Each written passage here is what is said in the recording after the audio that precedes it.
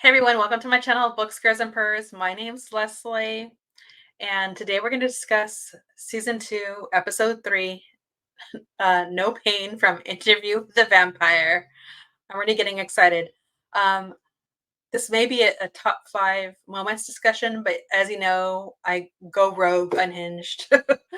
um, yeah, so let's get started. I I watched this episode 4 times and I have notes, and I'm gonna be looking at my cell phone, so I'll be looking down a little bit as well. Just a pre-warning. I don't have a choice. I will be including the screenshots next to me. All right, so top 5 is in no particular order. Raglan James. Raglan James shows up in the right at the start. Um, Danielle Malloy is eating at a restaurant, and the character that us fans have been seeing in the trailers, who I thought might be Daniel Talbot. Um, I think some people were thinking it might be Marius. All us fans are wrong. It's Raglan James. Um, I have so many like ideas. This is also going to be a theory talk. I can't help it. I'm gonna go a little bit tinfoil hat here. When the show for like the first season started, I viewed the character of Danielle Malloy as a composite with as David Talbot and um what do you call it? The boy, who we now know as Daniel Malloy, the journalist. So I yeah, I always thought that whatever happens to his character, it's gonna be a composite. I could still be wrong, but I always got that feeling. So then when I saw the actor that's playing Raglan James in the trailers, I thought I was like, oh, well, that's David Talbot.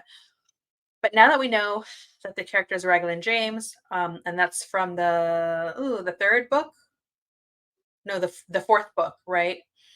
Um, Tale of the Body Thief. I'm excited, and this whole this whole like moment just like blew the top of my mind because I have so many questions.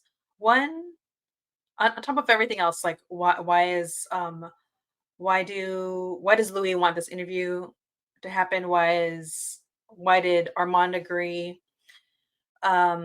I also have questions about why does Raglan James want to interfere with what's going on?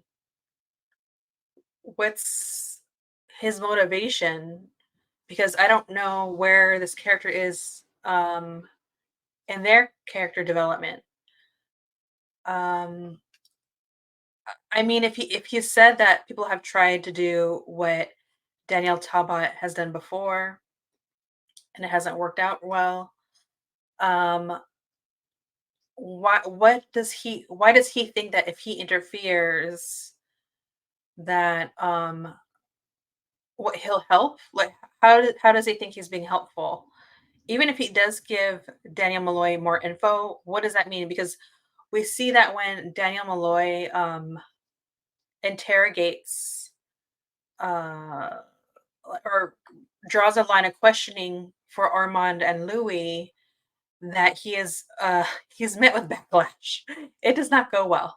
And so he's gone to the point where he's become like a little bit despondent. He's just like, all right, I guess it's my job now just to say, what's next, fine, let's do that, right? So I guess that's what I'm getting at. Here's my crazy theory, and if I have a theory, it's usually wrong, but I can't help but go there.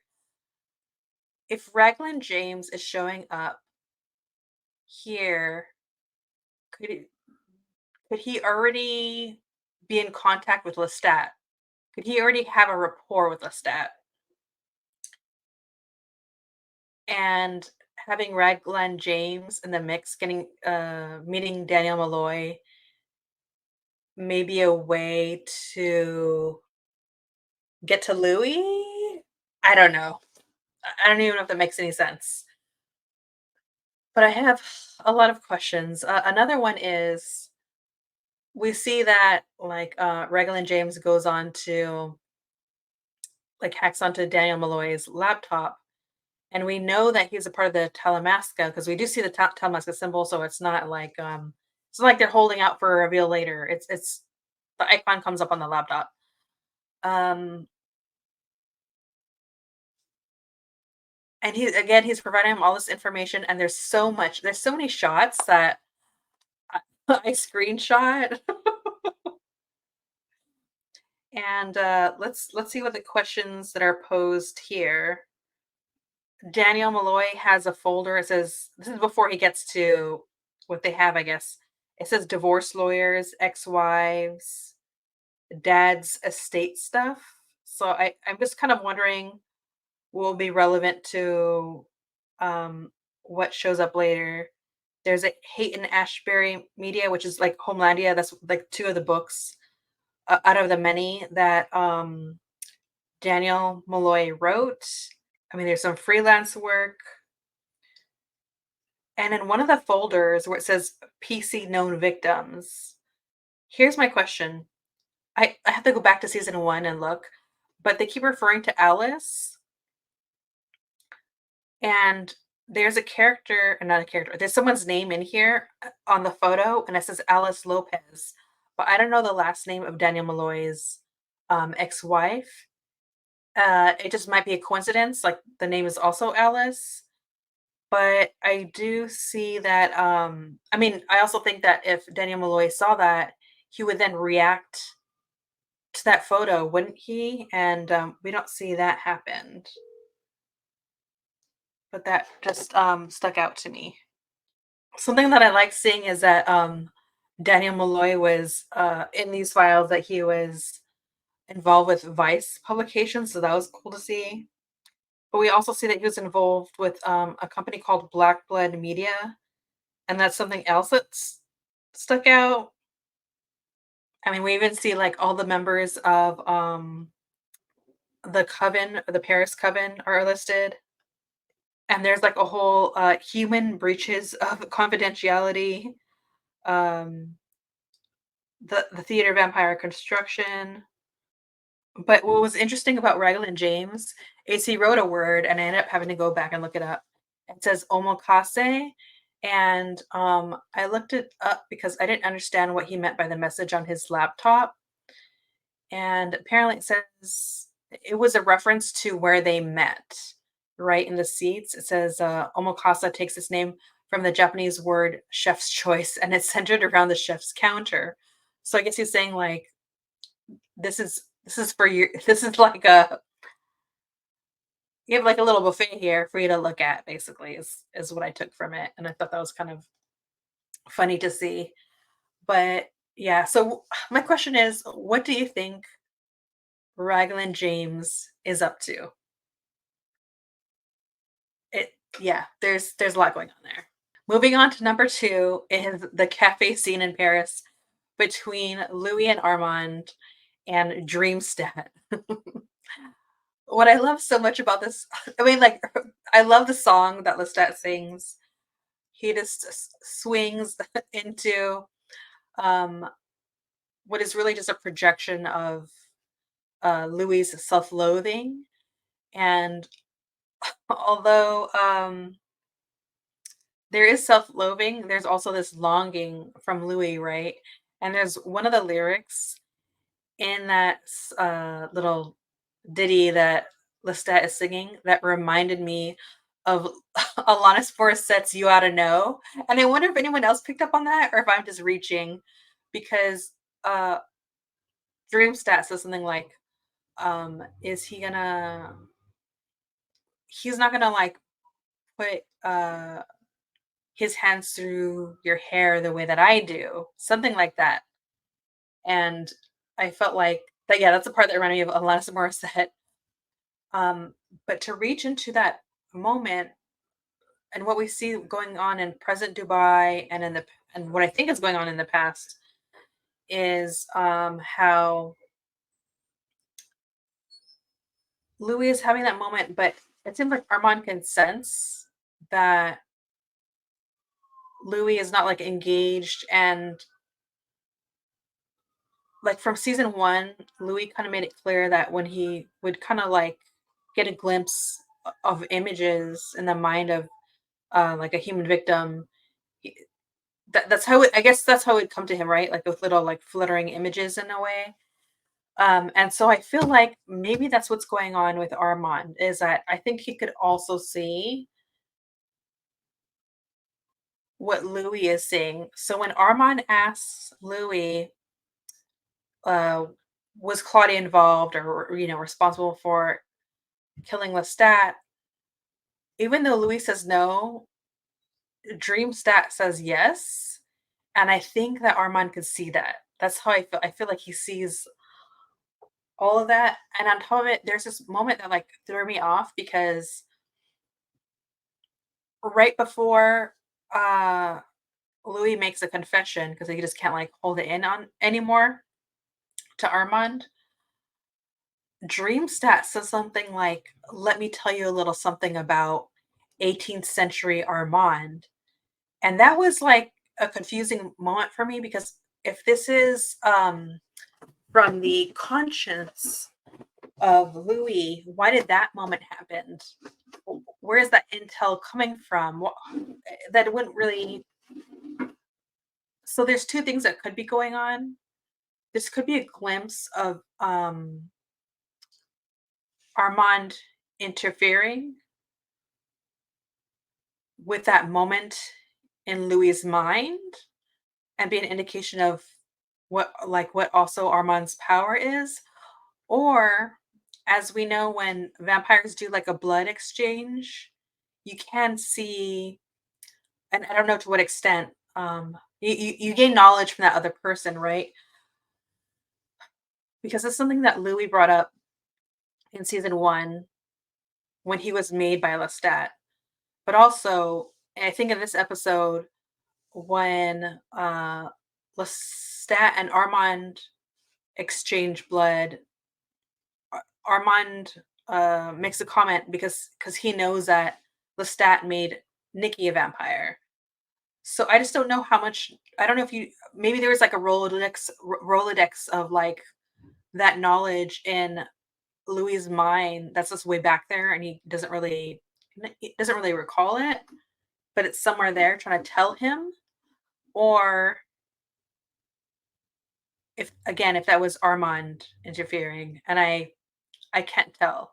But another funny moment from that conversation is Lestat calls Armand a term, and I didn't know what it meant. It was like a British term that says he calls Armand like, "Oh, the book binder's wife," and I had to look it up, and I think it's like just a slang term for for cunt, basically. But now I want to use that in a sentence somehow. I would love to insult someone using bookbinder's wife now because I thought that was so funny, but I legitimately had to look it up because I didn't know. Moving on to number 3 is Santiago. Once again, maybe as long as this season goes on, I'll be talking about Santiago. Santiago in the theater. Santiago, like so many of the other characters, what they physically look like doesn't really matter. I'm not really looking for characters to physically look like the book characters. Um, and I think Santiago is another example of a character being changed visually that enriches the story, which has happened across the board on the show that I love so much. Santiago has like this bleach blonde hair. Um, the actor Ben Daniels, like I guess, had lengthy discussions about like what his character was going to look like, and really had like some influence on the visuals between the look and everything. I feel like this is so important because there's a very tense moment in the theater where Santiago is basically in a way like um checking Armand, not quite at checkmate just yet, but checking him like a chess game. There's always like a power play, right, between these vampires. And I think it's incredibly important that he has his bleach blonde hair because this moment in the theater also mirrors a moment with Lestat, who coincidentally is also blonde, and how Lestat also checkmated Armand at some point, right? Which is getting the coven on Lestat's side on how things were going to like move forward, how the coven was going to conduct itself. And so when we see Santiago do this, the same thing happens. Like we realize the coven is on Santiago's side because they all kind of like shift and look at Armand like, Bish, we're already on. You're the bookbinder's wife. We're already on Santiago's side. And I thought that was like so like apt to kind of see how those moments mirror each other. And it's like, dang, these blondes come in and they they check Armand, and I thought that was so wildly intriguing how the story played out. And it's like these writers are incredible. Moving on to number 4, the ceremony. The ceremony for what do you call it? Uh, Adopting Claudia into the coven. And let's have a discussion about the 5 laws, because I feel like this is so telling, scary. We feel the pressure as a viewer, not just for the past narrative, but for the present, right? So, one of the laws is only coven masters can make more vampires. Um, as we've seen in the trailers, it's pretty clear that Louis and Claudia are going to make Madeline a vampire, and that has to be okay by, I guess, Armand or Santiago. I feel like Santiago is going to take over at some point, or because the way that this episode ended, maybe Armand relinquishes his power. So then let Santiago take over, which means that either way, Madeline is going to get made without the consent of the coven. And, as we saw in the trailer, Claudia participates in this. So that's going to be a problem. The second rule is children and disabled are refused the dark gift. And I get the idea that this is because that happens to be like a vulnerable population. And so I'm sure through the telling of history of the vampires, anytime this has happened, it has made them probably potentially go crazy, with limitations that are put on those particular vampires being made. But what I also like that this story touches upon is how the why behind that, and what does this mean for Claudia, because Claudia um, was made at 14. And also in present day, I keep thinking about Daniel Malloy. Daniel Malloy has Parkinson's, and we don't know where this character is going to go in this adaptation. That's why I keep wondering if he's going to be made a vampire at the end, or if this is when Raglan James comes into play, and there's going to be some sort of tail the body thief elements. Again, I keep thinking of how Daniel Malloy might be a composite of David Talbot, and so that just has my mind spinning there. Also, the vampire lore is not supposed to be put in writing, and Claudia has written her journals. And in present day Dubai, that's essentially what Daniel Malloy, Armand, and Louis are doing. They're putting the story out there in the world. They're letting the vampire lore uh, basically being written, which gives the potential to be known to the public, which is exactly what they want. And so I'm sure that's maybe one of the reasons Armand doesn't want to participate. And he's agreeing to this anyways. So these are like rules being broken in the past and in the present. Um, Vampires are not supposed to reveal themselves to humans. And so in the past, I want to say that, there's 2 things going on. Claudia, I'm assuming, and actually Louis is gonna reveal himself to Madeline, but also Louis did, reveal himself, uh I keep calling them lawyers, like the accountant slash lawyers that were Lestats.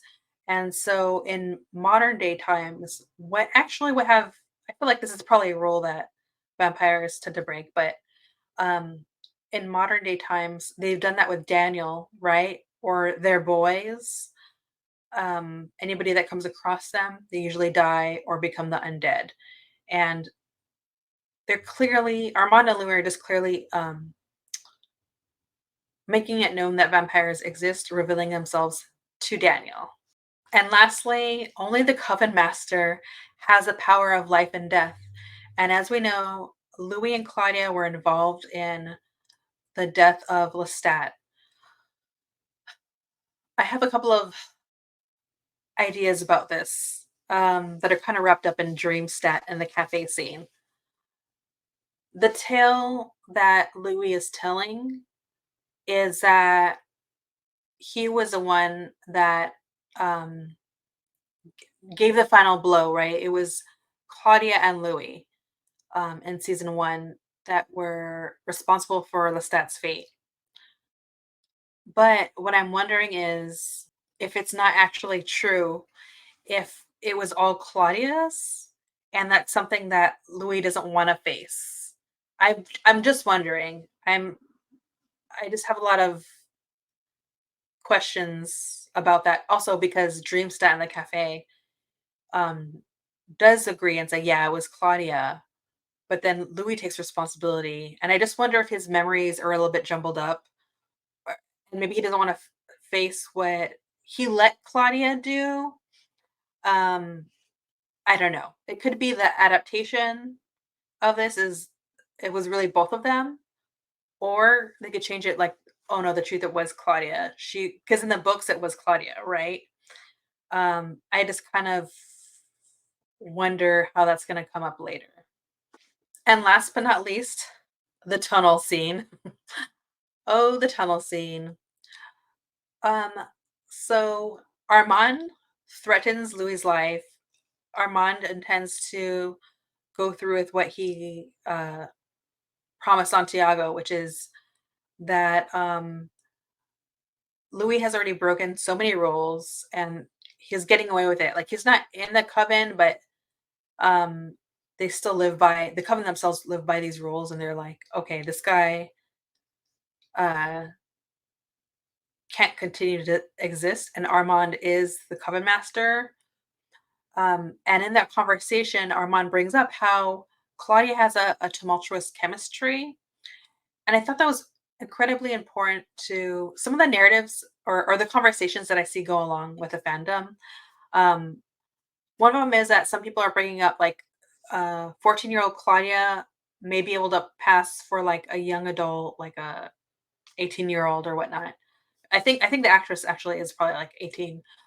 And that here she has a chance at a life, at a future. But I think that makes it all the more sad, her storyline. But also, I don't think it just has to. They're making it very clear that it doesn't have to just do with like the exterior of Claudia's existence and being suspended at the looking at the age of 14, but this very much has to do with her body or her chemistry, her tumultuous chemistry. And I thought that was like an important point to bring back because that's something that I felt like was pretty clear in the first season, but I do see some conversations around like, oh well, it's not like she's a toddler like in the books. She's a teenager, and I think she could pass. But it's not just about that. It's about how even in the first season when she accidentally kills her first love, her first crush, it really does do a number on her, right? She starts like self harming. She goes on this very dangerous killing spree, and she's not careful. So we're already seeing that about Claudia. Um, and so I think that in moving forward in the season and in this episode, we see how I don't think it's just gonna be about, uh, how that can happen. I mean, even that conversation, Louis is saying, "Just tell her that tell her that she's, beautiful every day," and that was heartbreaking to hear him say that in the tunnel because, yeah, I feel like if she just had, like, people that accepted her and were loving to her, I feel like Claudia would have a chance, but I think Armand is just so past his humanity as a vampire, has lived so long and seeing the patterns that he's not even willing to give someone, like, because every person is like unique to their own existence, not even willing to give her a chance to really see her, to know her, because he even says like I don't need to know her to know what's going to happen. And I think that's so unfortunate because I feel like Armand just like underestimates other people, and it seems like there's like a level of arrogance um to him as a character, being the Coven Master. And there's so much more I could say about that. But also in the tunnel, we see that Louis is ultimately willing to die for Claudia. Like he's just in that moment, he's resigned to his fate. He just wants to make sure that Claudia is okay, right? This is his child and sister, his family. And so um there's a couple of things that I think about this, which is that Armand doesn't go through with it in the tunnel. And so what we see play out again, this whole season so far, we're barely in episode 3, has had like this romantic air to it, which I definitely feel is meant to be deceiving. And so initially my knee jerk reaction was that, okay, this is a clear example of how Louis um he has a type, right? Once Armand threatens him, that's when he invites him upstairs, right? Armand lets him live. And so something that we see in the first season is like how Lestat tells Louis, like, um, oh, those hateful lips. If you just told me that you didn't love me, you'd make things easier for me. And we also see in season 1 how it's not until um, Lestat does something so incredibly aggravating that Louis goes after him. So there's something about like Louis being pushed a certain way that makes him feel like, I guess you could say, like more attracted to the person that he's with, right? Or brings out passion in him, which is incredibly toxic. Okay, it's all the way wrong. And so I feel like this could almost seem like a similar moment where Armand threatens him and decides like I can't kill you because I'm into you. They connect over I understand they connect over who their former flame was. That's a questionable storyline. I don't really believe Armand, but I actually see this differently. I think we're seeing this in a romantic, toxic air that it is, but I also see this as maybe Louis feels like he doesn't have a choice. He may like this person. I just don't know how much. I don't really think that he loves Armand. I feel like there's a clearly a power dynamic at play, and that maybe Louis is with Armand. Um, Definitely in the past. I don't know, maybe about the present with him because he thinks like, well, if I'm with him, he won't kill me. And that's why I question the past narrative and the romantic air that we get from what we've seen. So basically, that's my top 5. I could talk about so much more, but I'm trying to stop myself. I am gonna give, like, a little honorable mention to Dreamstat, um, in that moment in the park because the actors, Sam Reed and Jacob Anderson, have such great chemistry, and I think there's, like, a line that Dreamstat says in the park, something like, "Show me the only way you know how to love," and I felt like that was so, um, I don't know, like, sums up their toxic relationship. and I also think is so maybe poignant to the character of Louis, uh, because once again we see in the first season when Lestat sees Louis, he's attracted to his viciousness. Um, Louis may love his family, but and he does love his brother dearly, but this is a person that he loves so dearly, he pulled a knife on his own brother, which enticed Lestat in the first place, right? He sees that this person is vicious and he feels like, oh, I can make this person could totally be the love of my life because I am just as chaotic.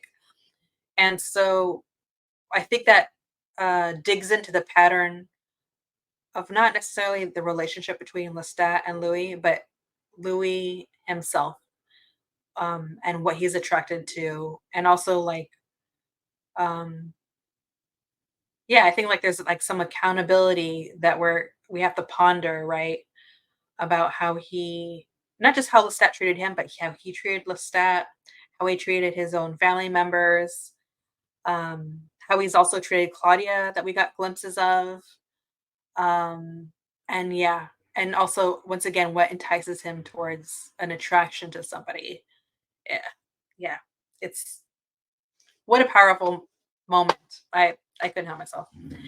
Anyways, everyone, if there's anything else I want to discuss, because there's plenty more I could discuss. I can watch this episode over and over again because it's just like a treasure trove of information, and I guess you could say Easter eggs, if you will, going on in this season. So if you're watching, thank you. To support the channel, please subscribe. A big thank you to my new subscribers. I just feel like so fortunate and thankful for the bookish community, um, the interview, the vampire community. And so, yeah, like, please comment below. I can't wait to have a chat with everyone. So I'll see you in the chat.